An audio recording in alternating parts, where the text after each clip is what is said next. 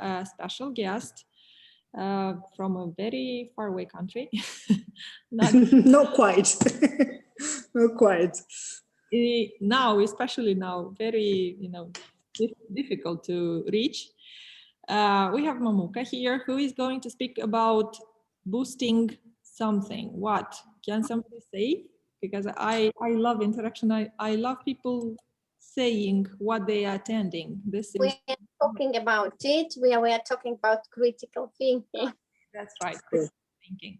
So boosting students' critical thinking like skills. Yeah.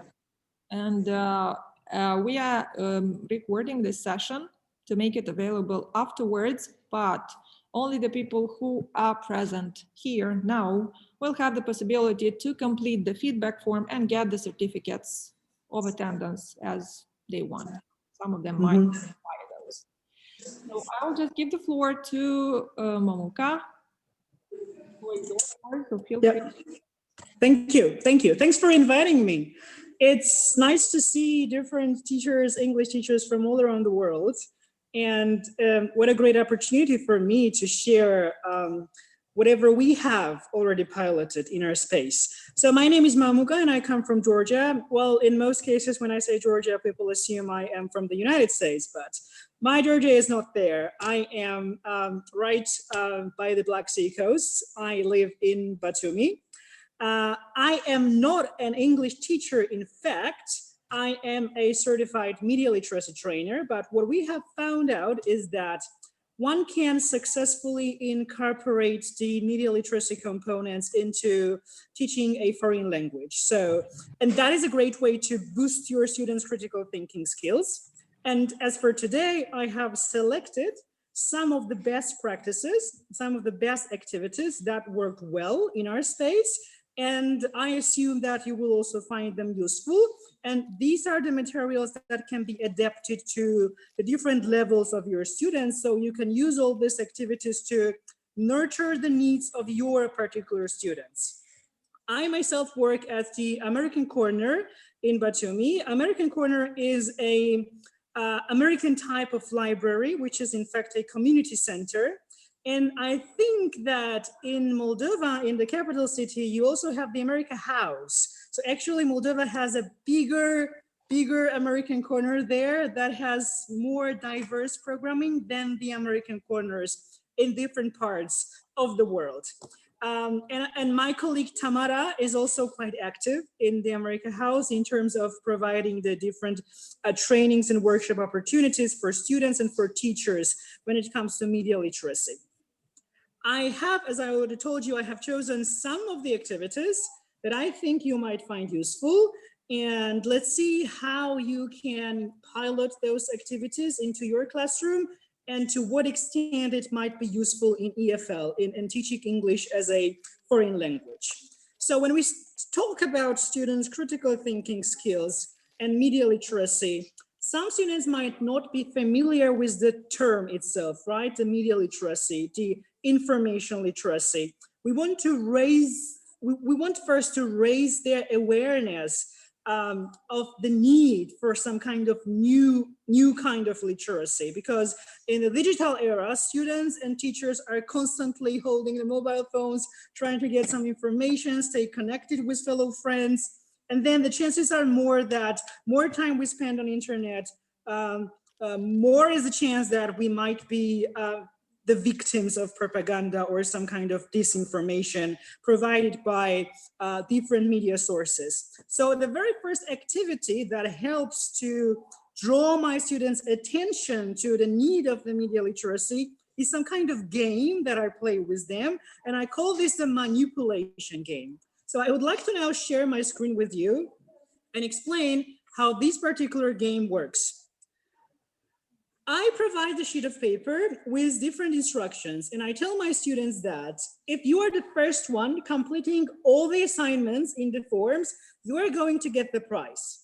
And the aim is that they want to be the first ones, so they start completing the exercise without actually first going through the assignment content and without finding out that they are in fact being manipulated. Because but at the end of the exercise, it says that every single task above was not obligatory, so you should not do it.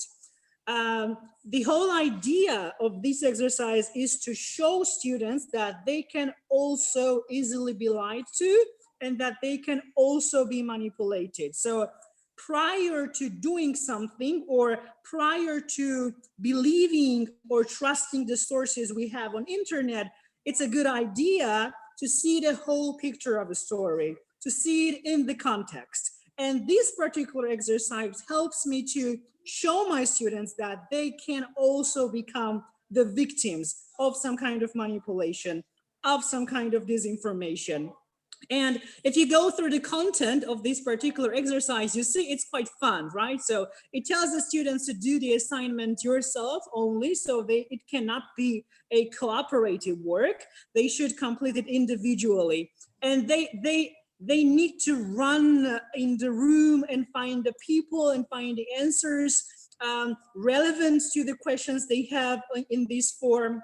And this gets quite busy, quite fun. It is very engaging. And through playing, while playing, they don't really pay much attention to what the main idea is of this exercise. So I suggest if you decide to incorporate the media literacy components into your curriculum, into your lesson plans, this is the good exercise to somehow lead your lesson to the main part, to the core part of the lesson, to show your students why these can be applied to them as well, why it can be relevant, appropriate for them as well. Because I think if you jump into the constructive way of presenting the media literacy terms, it might be quite unfamiliar for them, and it might bring some kind of challenges for them. So this is going to be a good start for your student to say that this is something fun, this is quite engaging, no stress involved, we can play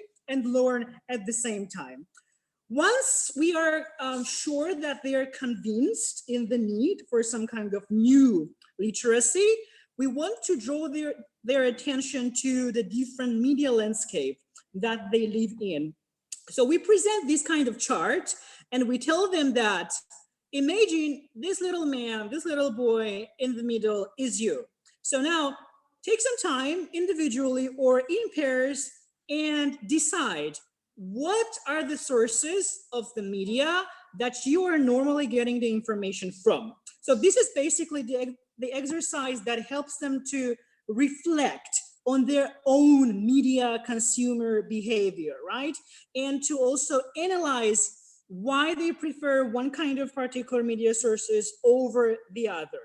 And that kind of discussion also shows them that they are really, in fact, heavy consumers of different media sources in their media landscape, and that they should be careful when it comes to using those media sources or sharing the information provided by such media sources. This is also a good idea if our course book is introducing the new vocabulary on TV and on mass media. So as a less controlled stage of the lesson, this particular chart can be introduced for that particular stage for the lesson. And the production stage can also be followed. This can be followed by the production stage as well. For instance, if you see that most of your students are normally using the internet or the websites for getting the information, then you could maybe elicit the ideas why they prefer using the internet and maybe not watching the TV in their free time. So the goal number one would be to help them see that they are the heavy consumers of the media, and therefore they should be careful about what they read on the media. And the second goal for the activity can be simply maybe revising the vocabulary connected to the mass media, or maybe learning the new vocabulary connected to the mass media. So these two exercises somehow help students to get to know to the very basics of information literacy, right? Of media literacy. One more activity that I then present to my students is called the information markers. And I would like now to open that file for you and play an interesting game. So these are called information markers. We tell them that in our digital world, there are different neighbors that we have on internet, just like the neighbors we have in our real world, right? So there might be Nick and Anne and I don't know, and Liza and every other people living next door. And just like that in the real life, when you enter the digital world, you have your digital neighbors as well. And those digital neighbors have also got their names. So we introduce 5 different digital information neighbors that we have in our information neighborhood. And the names for those neighbors are information, social advertising, propaganda, PR, and simple advertising. So as for the pre-teaching part of this activity, we first want to introduce what each neighbor is about. So for that, we ask them to take their mobile phones, go through their Facebook or Instagram page, and ask them to identify what particular post is delivering as a message to them. So if they see some kind of ad by McDonald's, they can say that, oh, this is my neighbor here, my information neighbor here, and that is an advertising neighbor because it is telling me that I am their consumer. It wants me to buy the things, right? Buy goods from them. If they find something posted by different politicians on their internet pages, they can say that, oh, this might be PR because they are telling me that we are partners. They want maybe me to vote for their parties, for instance, right? And this is the marketing, promotion, branding strategy of this particular page. If they come across the video that is about raising their awareness about particular social issues in the community, they can say that this is the social advertising. For instance, if they find this video about domestic abuse on kids on Facebook, they can say that this is the social advertising because it wants me to think. It appeals to my emotions, right? It appeals to my mind. The goal for these kind of videos is to raise my awareness on a certain topic. So with the help of this chart, we introduce 5 different information neighbors that our students might see on their Facebook or Instagram pages. Once we are sure that they are familiar with the concept of each neighbor, we then invite those neighbors to the classroom, and then we ask the students to identify each neighbor. And for that particular game, we provide the posters.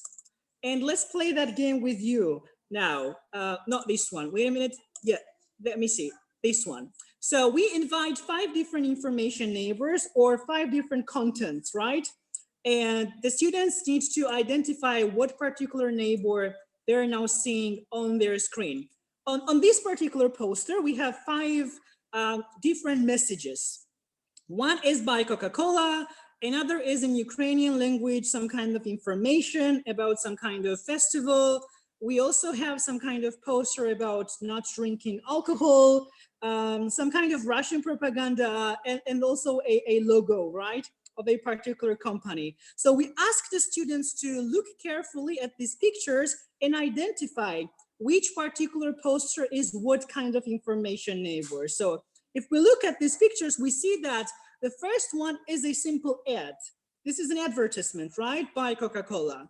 The next one is simply the information about some kind of festival. So this is the neighbor which is called an informing neighbor. The next one is the social advertising because it tells people not to drink much, right? And this is to raise their awareness maybe about the bad effects that the alcohol might bring to one person. Next one is obviously the propaganda because it is the Stalin period propaganda. And the final one is PR because basically you see the logo of a particular company. So we do this test first, and then we provide new posters for them and ask them to identify which neighbor is which. So if I showed you these 5 pictures now, would you be able to identify which picture is what information neighbor? So let's start with the Kit Kat, for instance. What kind of information neighbor you think it is? Advertisement. It's an advertisement, yes. And you can also ask your students then why they think it is an advertisement, what's the message, or what is it trying to convince me to write? And you can also elicit different ideas so that they use the language or the target vocabulary connected to the mass media, connected to promotion.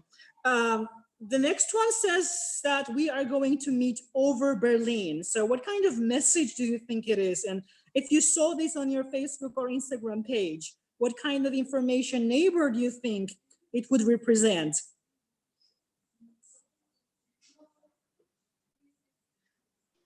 Alice, you're muted, so. Propaganda?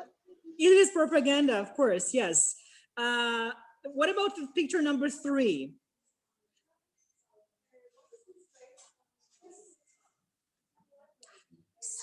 So it is basically about telling people that smoking is not good, right? That we should filter our life. And that is called the social advertising, because it's for the society is good. It's for the community is good. So that kind of neighbor is the social advertising neighbor. Then we have правила безопасного питания. So if you see it is an information, right? It is informing you about something. In the final picture, on the final picture, we see the Red Bull logo on these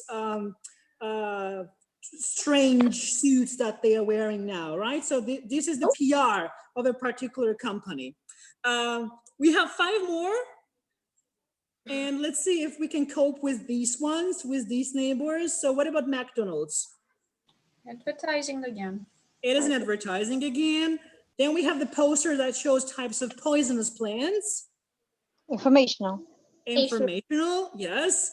On the third picture, a daughter is asking her dad, Daddy, what did you do in the Great War? What kind of message do you think it is? Social. So what do you think is the goal for this kind of poster? What is it trying to deliver to the audience? So it is obviously the wartime poster because it's about the Great War. The daughter is asking her dad what he did in the Great War. So this was the wartime propaganda for young men to join the army, because if you do not do it now, then when the time comes that you have your children, what is the answer that you're going to tell them? Did you do anything for your country in the Great War, during the Great War? So this is the wartime propaganda for men to join the army. The next one is about the domestic abuse on kids. And obviously this is the social advertising telling the people that it's not a good idea to beat your kids at home, that the word mom should be something sweet and should be something lovely.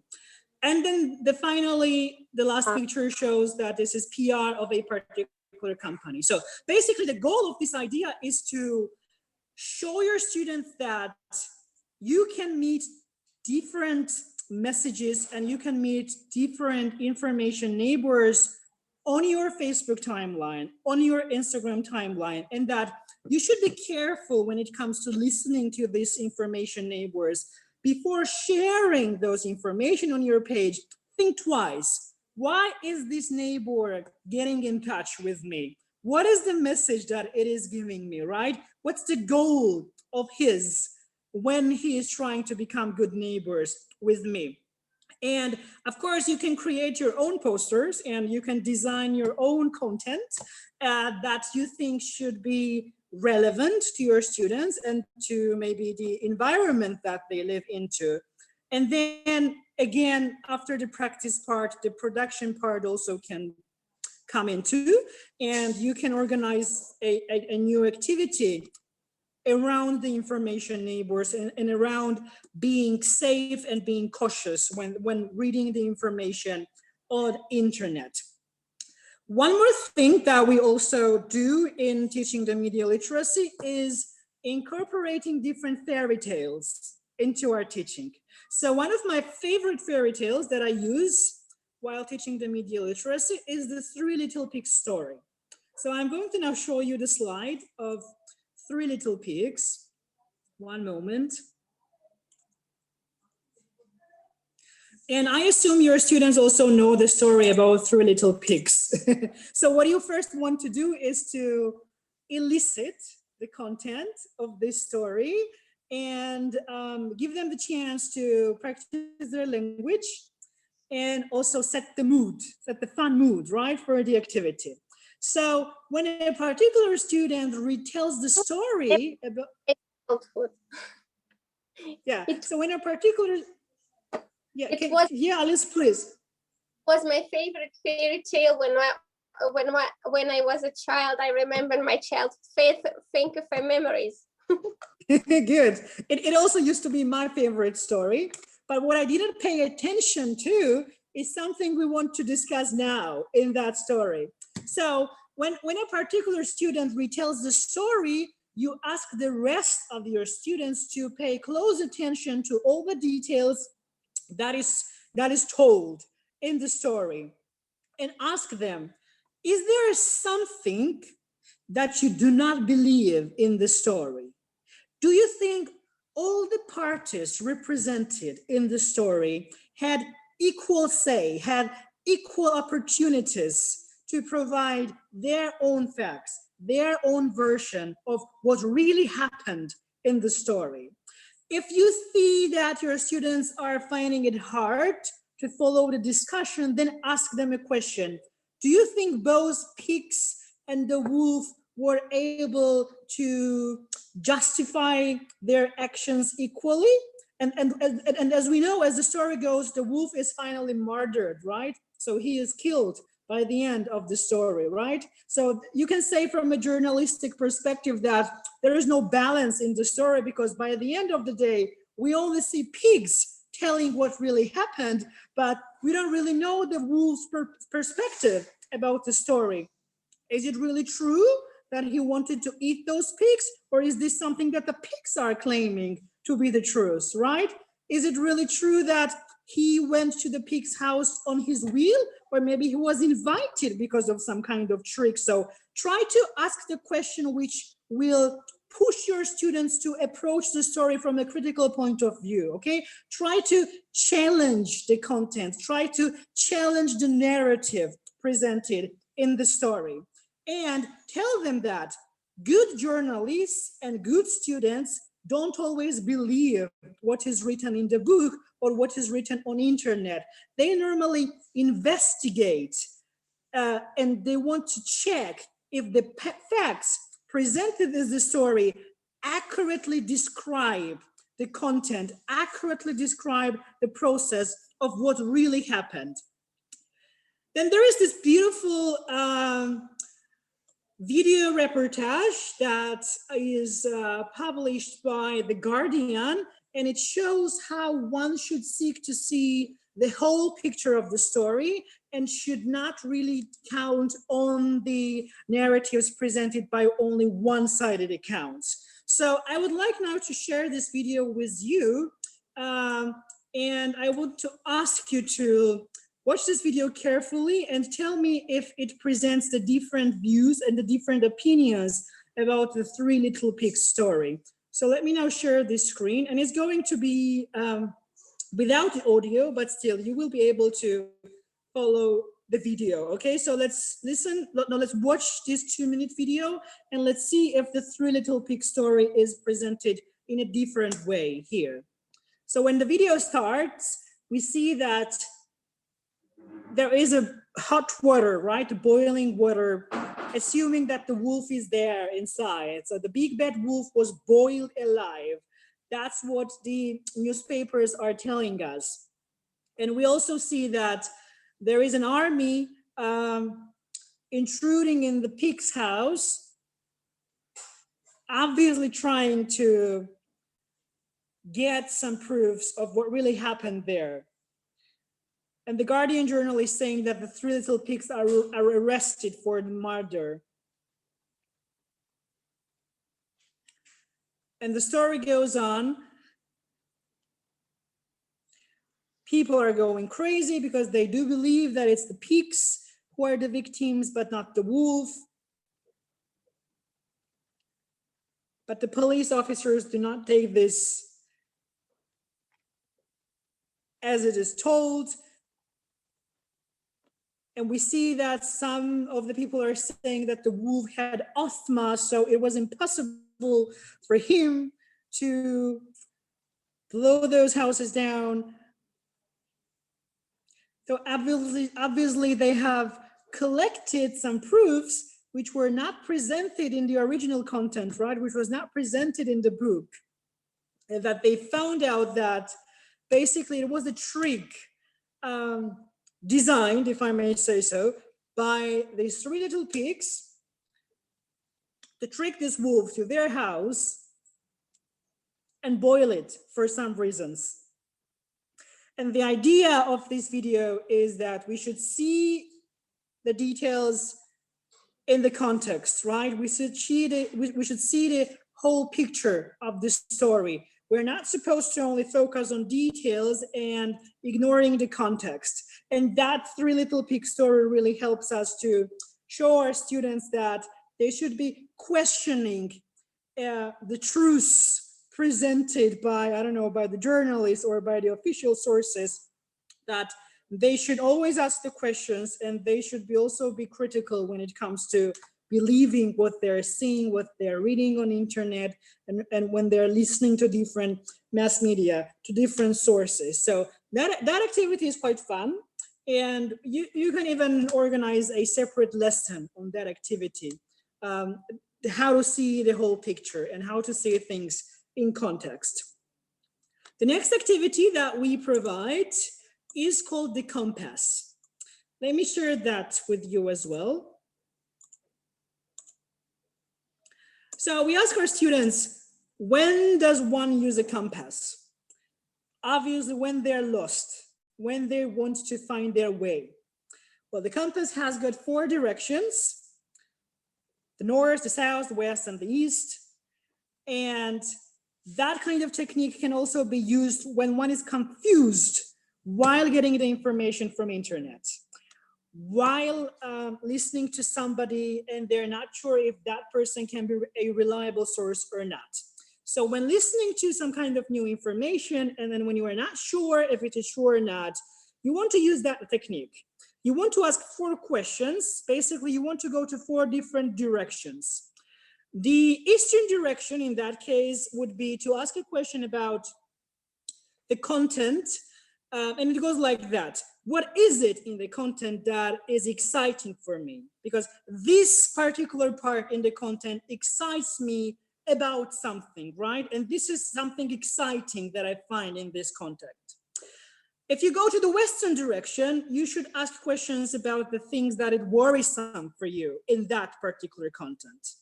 If you choose to go to the northern direction, you want to see what more do you need to know about this story presented in the article.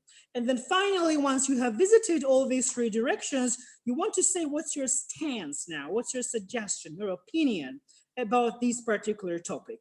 So let's say they are reading some kind of article on internet and they want to analyze it in a critical way. They can visit all those 4 directions. They can use the compass technique. First, they want to ask a question to themselves.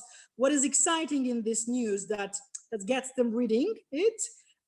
They also need to ask what more they need to know about the story to see the whole picture. What do they think is worrisome in this piece of news? And then finally, what's their stance on this particular news? What's their opinion? Do they believe what's presented in the story, or maybe they need some more details, some more information about the story? And no matter what the text is that you are using in the classroom, no matter what the content is, you can use this particular technique that is called compass technique.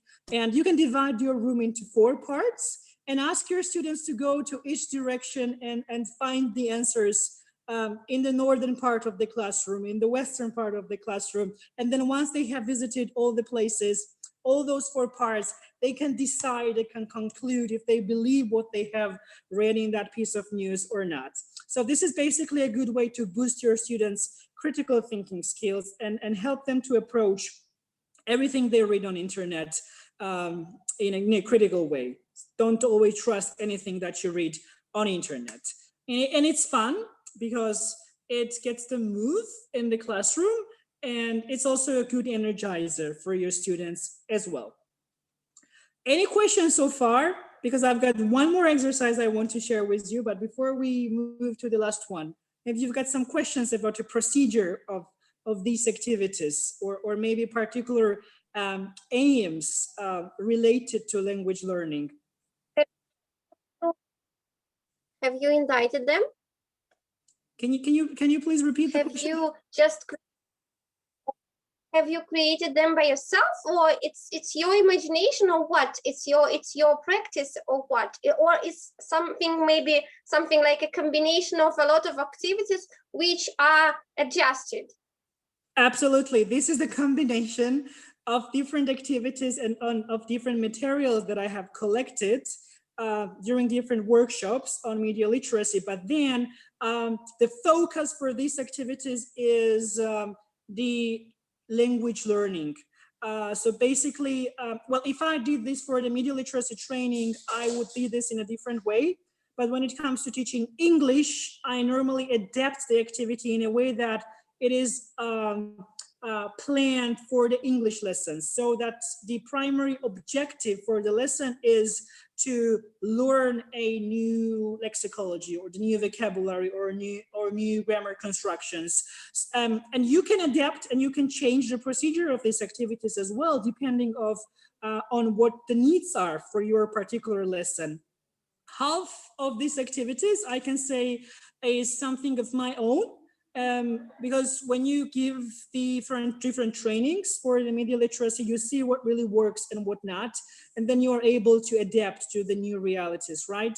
But half of these activities are collected from different workshops, from different trainings, and then changed in a way that they are good for the English teaching process. Because the last one is very interesting one. It's just very simple. Yeah. But it directs them to the only one point, just the only one point, and that's it. If you divide the group in 4, just one group has to do one task, and they can't tell you that it's complicated or something like this, or we have a lot of explanation or something, because they have only task to do, and that's it. And I like it because it's focused. I like activities that are focused. Yeah, true. Yeah, well, sure, absolutely. You could divide the class into 4 groups and assign each direction, right, on the compass to each group, or it can be the individual task, right, competing with each other. So they would have to visit all those 4 directions, all those 4 parts of the rooms to conclude their answer. And another accommodation is when you, after that, you campaign the groups just from different directions in one, just making a compass, and they are only discussing the different points of view, and it really develops their critical thinking. It's just my idea just right now. Absolutely. Yeah, absolutely. Yes, I mean, I can say these are the universal activities that can be piloted and adapted to different needs, to different objectives. So yeah, absolutely. I use it differently, as I said, for the media literacy training. When I work with students, I might be using differently if I work with kids. And of course, the language, the level of vocabulary used within the session is also changed depending on who is in the audience and who are the members for a particular training or a workshop. The final activity that I think is crucial when it comes to teaching media literacy is the fact-checking training. There is a toolkit that I will be sharing with you later, and that toolkit is provided by the IREX office.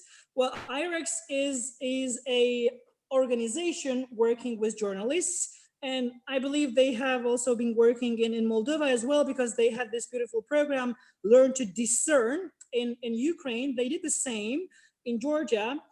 In 2018, when I visited Kiev, America House training there, they give this informative and useful toolkit on designing the workshops or maybe the classroom activities on fact-checking. So basically, this is a toolkit for fact-checking training.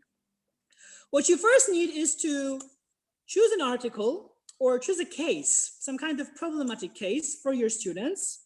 For instance, when we were in Kiev, they gave us this article about a brothel for zoophiles to open in Denmark.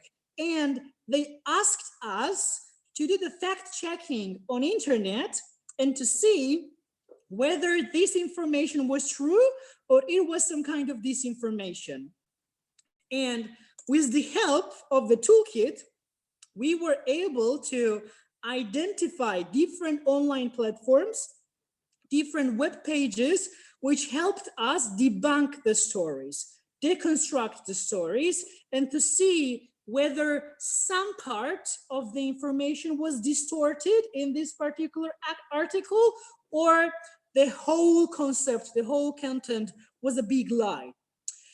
This toolkit is quite helpful because it provides not only the list of the web pages or the online resources needed for the fact checking, but also the procedure and a detailed procedure of how you could design the class activities or a separate workshops on fact checking.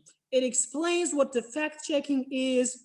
It also tells you what materials you will need for the workshops and how long it is going to last, and many more useful tips and recommendation how your students can differentiate between propaganda, manipulation, and the fakes in the media. So I will be sharing this with you. I will send this as an attachment to Larissa, and I think this is going to be the easiest way to get this file delivered to you. This particular toolkit also explains what's the difference between the facts that your students want to read and the opinions.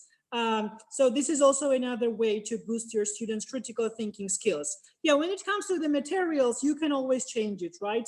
Depending on their age and depending on what's appropriate for them, what kind of content is appropriate for them. And no matter what the article is, you could also maybe choose the text in your course books. These techniques can be applied to different texts and different content. And it is also a good way not only to debunk and to deconstruct the printed stories, but also maybe to help them understand how the deep fakes and the video manipulation works. So I do believe you will find this toolkit quite useful, and you can adapt it to your needs in your classroom.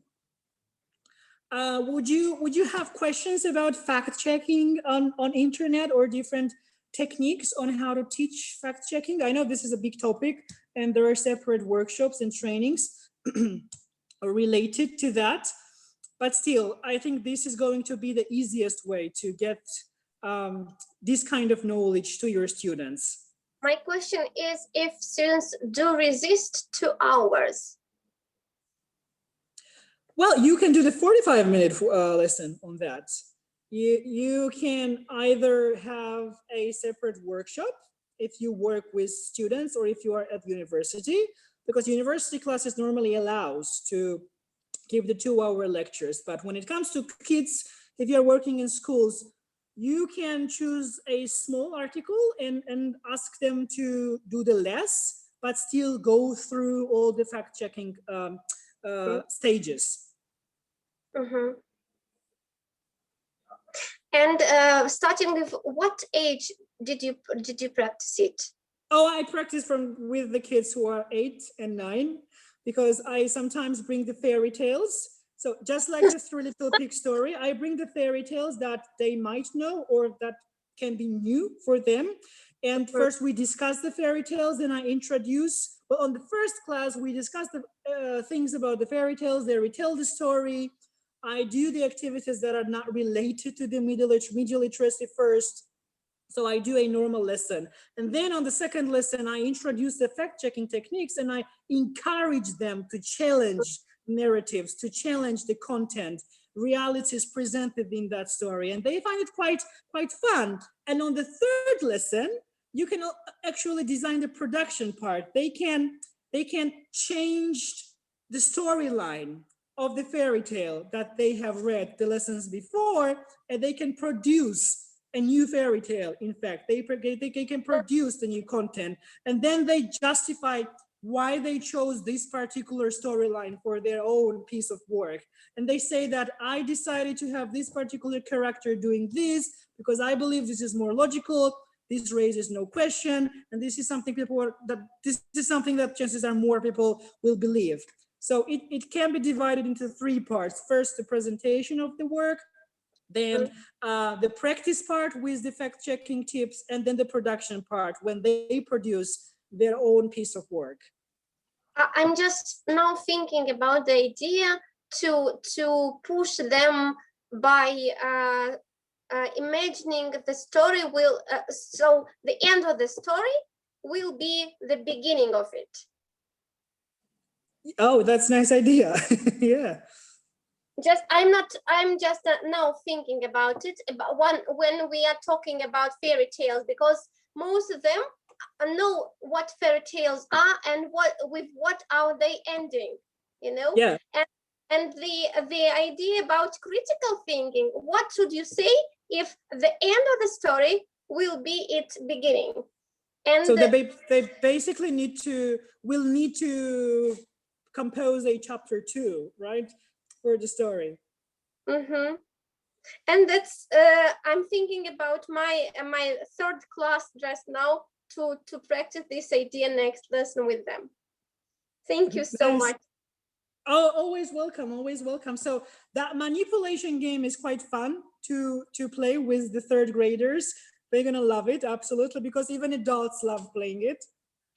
The compass technique is also something, it can get messy with 3rd graders, but still it can be managed.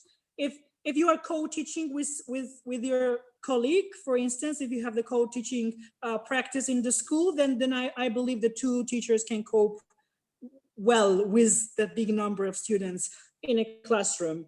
The 3 Little Pig story and other fairy tales can be also used well in the classroom. As for the fact-checking exercise, I think the young students might find it a little hard to follow all the steps, but maybe the teenagers can cope it. 8th grade. Can handle it. Yes, starting with 6th, 7th, 8th grade, something like this. It depends on the level of the student, but we can try. Yeah, absolutely, absolutely. And anytime when I see that they are going to struggle with the vocabulary, with the language, I normally pre-teach first. And then once I'm sure that they can cope with the new vocabulary, I do the rest of the activities for the next class. But yes, sure. I mean, not everything is within one particular class hour. You cannot have many different objectives for one single class. Thank you so much for another thinking. It was very, very useful, and I'm just thinking how to incorporate several of these activities in my classes. Oh, I'll be happy to see some kind of pictures, kids playing these activities. I'm just thinking about manipulation just now and about compass. Yeah. And also, as I said in the beginning, if you are living in the capital city, I really suggest you get in touch with the America House, with my colleague Tamara. I can provide the email address, and they do have lots of different resources and lots of different materials for English teaching and for the media literacy components, and they should be happy to collaborate with different organizations and schools. I live in capital city, but of another country, because we have 3 countries in Moldova, 3 cities in Moldova, and my situated on the south of it. I'm living in Comrade now, and teaching English kids in Gagauzia. We have 3 parts of Moldova: Transnistria, Gagauzia, and even Moldova. But all of them 3 are incorporated in our country, you know. That's why I'm living in a... I see. And I'll order all the teachers from Moldova today, because I can also see the Georgian name and the surname here. Yeah, so we have some teachers not only from Moldova. I really would like to, when I was not able to see your faces because you did not really turn on your camera, but I really want to know where you come from and maybe what's the age group that you work with, and maybe you have already incorporated some of these activities into your classroom, or what are the best practices that you have in boosting your students' critical thinking skills? Maybe we will be able to see our feedback forms, and we will write there we are from or something like this. Okay, if you prefer in a written form, well, no problem for me. But I see two ladies have turned on their cameras, so I'd be more than happy to have a little interaction with them. Means that they are listening to us, so I like it. Whenever I see the students turning on the cameras, this means that they are listening to what's being spoken. Okay. I'm not sure that we have somebody who has taught media literacy. This is a new topic that has been started. I had a course of media literacy in our Comrade State University. Just it was for teachers teaching English, teachers who teach English, and it was just like MOOC course, massive studies course for teachers of English, and we were talking about media literacy, and we had a course online, but we had one meeting per week while we were discussing the ideas, while we were sharing materials and just only talking. It was very nice. It was organized by our American center in Comrade State University here, and it was lasted 3 months, 3 months and a half. Oh. So that's a comprehensive course, I see. That's why I said that I don't think that we have teachers who have taught media literacy, because it's new. It started like about 2 years ago, like center of media center here in Chisinau, who started implementing this teaching program, and they are slowly getting there, and we are now trying to help them too. Okay, so Larissa, as I know from Agnieszka, you are also the alumni, right, of the News Literacy Summer Institute from Poznan. That's why I like try to involve everything into our like activities, because what our association is doing is mainly like helping teachers to get better, to get more acquainted with up-to-date methods of teaching English. And this is one of the topics that is like fresh, so we have to present it, we have to keep it up. Yeah. So were you able to incorporate some of the resources that you had from Poznan into your teaching experience? Yes, some of course in teaching experience for sure. In some of the sessions that we have delivered, not yet, not that much, but hope to like get more and more of it, and hope to make it work even at a wide scale. Oh, good to know. Yeah. Good, thank you. Thank you. That was a great hour, I think. And I'll be happy to share that material of fact-checking techniques with you. If you can, so that it reaches more people. To the email, I'll make sure to forward that to the participants. Thank you very much again, Mamuka. You're welcome. Thank you, and hope to see you soon again during another training that we have. And thank you. Enjoy your day, my friends. Bye. We have to enjoy some more sessions. Bye. Bye. Okay, so you have the feedback form in the chat box. I hope you've seen it. You can just it. Yeah. Bye. Okay. Thank you again.